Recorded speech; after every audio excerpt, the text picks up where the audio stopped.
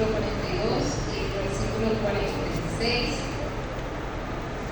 Vamos a estar bajo el tema de la unidad en Cristo.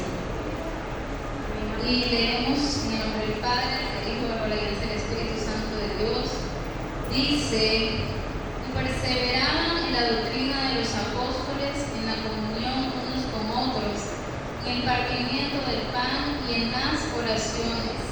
El versículo 46 dice: y perseverando unánimes cada día en el templo, partiendo el pan en las casas, comían juntos con alegría y sencillez de corazón. Señor, gracias por tu palabra en esta noche. Que seas tú, Espíritu Santo de Dios, guiándonos, amado Dios, y que esta palabra siga siendo de bendición a nuestras vidas, Señor. En el nombre de Jesús. Amén. Entonces, vamos a hablar sobre la unidad, ¿verdad? ¿Qué significa la palabra unidad? ¿Ha visto usted qué significa la palabra unidad?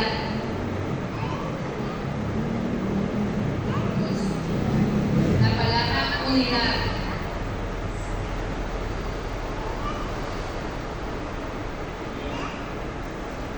Unión, ¿cierto? La palabra unidad, bueno, según el diccionario tradicional, nos dice que hace referencia a la propiedad de todo aquello que existe de manera singular, que no puede ser dividido sin alterar o destruir su esencia.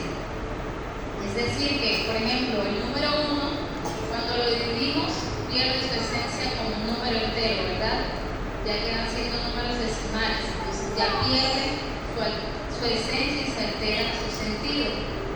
Ahora, en la Biblia vemos que la unidad es un estado de armonía, amor y conexión espiritual entre los creyentes en Jesucristo. Su origen viene del griego yahá, que significa la acción de estar de acuerdo y en armonía, y el griego enotes, que significa la acción de tener los mismos pensamientos, sentimientos y propósitos. Leemos el pasaje nuevamente, lo voy a leer aquí en otra versión. Dice: se mantenían firmes en la enseñanza de los apóstoles, en la comunión, en el partimiento del pan y en la oración. Cuando leemos este pasaje podemos observar la comunión que había en la iglesia del primer siglo, ¿cierto?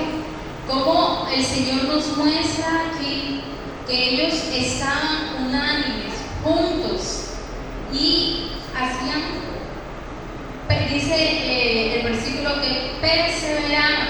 ¿Y qué perseveraban? Se mantenían constantes. Una persona que persevera es una persona que se mantiene constante. Y ahora nos habla de que se mantenían firmes, constantes, pero no solos, ¿verdad? No uno por allá, el otro por allá, sino que estaban unánimes, juntos en un mismo parecer.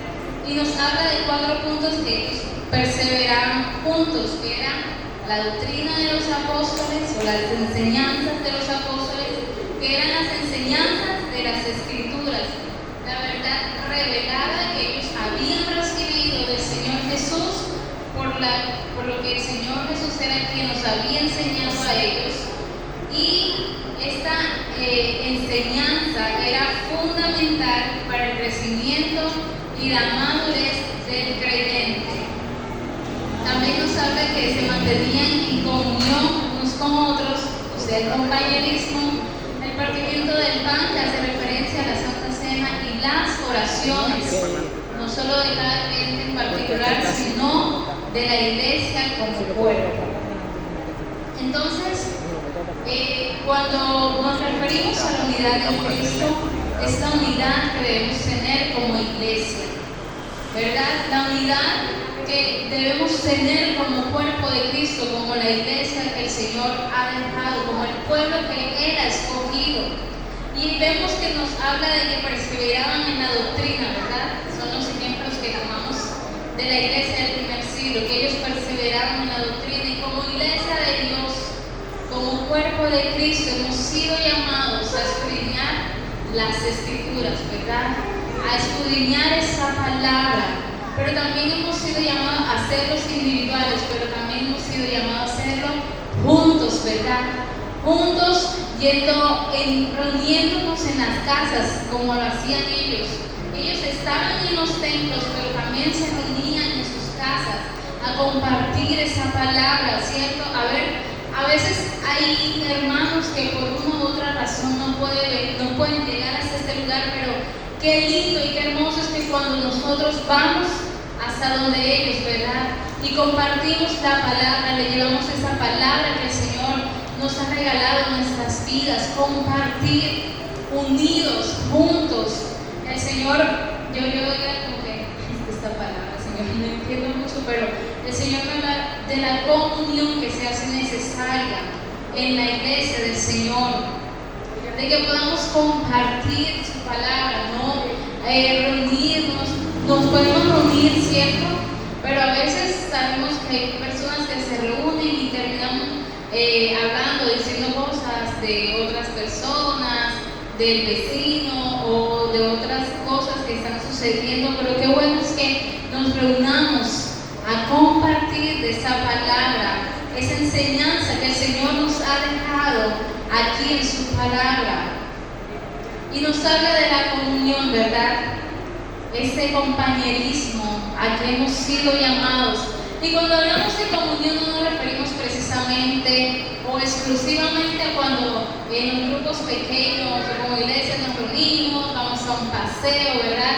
Compartimos o nos reunimos y hablamos un rato y compartimos un refrigerio, sino que cuando nos habla de compañerismo, cuando nos habla de comunión, va más allá, nos lleva y nos conlleva a que también ayudemos al que está necesitado, a extenderle la mano a aquel que lo necesita, a aquel que por una u otra razón ha caído pero quiere levantarse y el Señor le está trayendo. Para eso estamos como hermanos, para que en una común unión, como dice, común unión, nos reunamos, llevemos esa palabra de aliento, reír con los que ríen, llorar con los que lloran, orar los unos por los otros.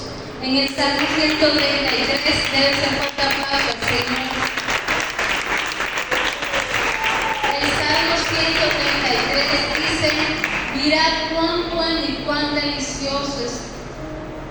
Mirad cuán bueno y cuán delicioso es habitar los hermanos juntos y en armonía. La armonía es un fundamento de la unidad espiritual, porque tenemos un mismo fin, ¿verdad? Un mismo propósito cuando venimos a este lugar, que es el de adorar el nombre de nuestro Señor, que es el de glorificarlo juntos, ¿verdad? Pero también hay algo que el Señor quiere, y es que como iglesia de Él seamos unidos, nos amemos los unos a los otros. En el libro de Efesios, capítulo 4,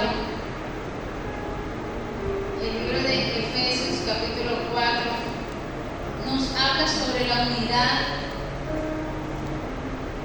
y nos dice, vamos a leerlo desde el capítulo 1, dice: yo pues, preso en el Señor, os ruego que andéis como es digno de la vocación que fuisteis llamados, con toda humildad y mansedumbre, soportándoos con paciencia los unos a los otros en amor, solícitos en guardar la unidad del Espíritu en el vínculo de la paz.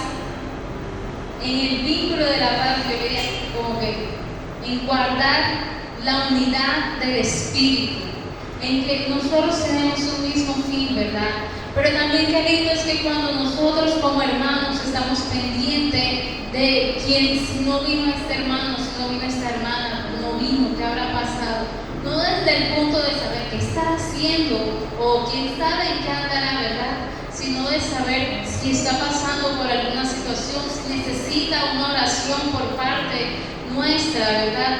Nosotros amamos a nuestra familia, nuestros hermanos, nuestros padres, nuestros primos, nuestros tíos, y nosotros somos esa familia de Dios, somos ese pueblo que Él escogió para ser esa familia unida y en que aquí vemos que nos dice que ellos estaban unidos también en el compartimiento del pan, que es cuando compartimos la Santa Cena también. ellos compartían juntos lo que era la